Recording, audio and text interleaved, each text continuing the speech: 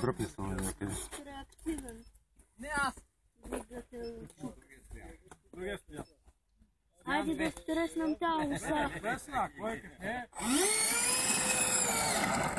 Много завива. Да, вижда се добре. Да, обратно бе, вятър. Значи, Не.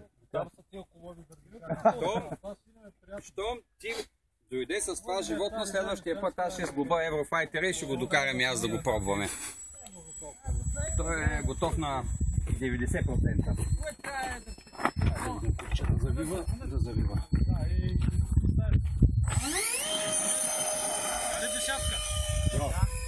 Аз викам всички да ги наредим, така ти да кацаш, аз след тебе върху тебе и доктора отгоре. Много назад центъра, бе, що така? Айде, ма някой да снима клипове.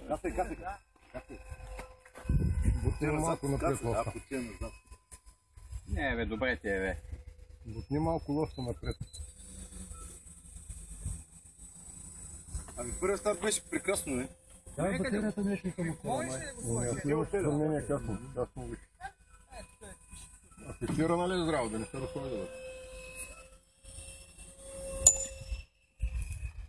Тя, че туно правиш, ако ми разправиш, няма. Абе, да прави това. Чакай да видя къде беше сега. Искаш кобрата да направи. Това е тягата мини той. Абе, ясно.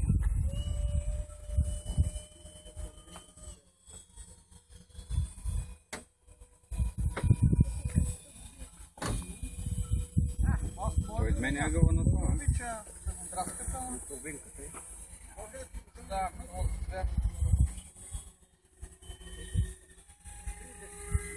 Ой, гледай, помаза изпусили си. Бяга наляво, защото самото топло външното малко съм го объркал и бута леко. Трябва да направиш стрим на суплот. А да, махне тето да се опитам да касна. Много сериозно. Да се опитам да кацна, вика. Гаранция няма. А така, кой е мой съртяк? Да, мога си го да, мога мой съртяк е ти плаща. Не работа не ги хвана. Да, мога там казва, че кой е хитър. Ам ще лютен. Литна, бе. Няма да летиш.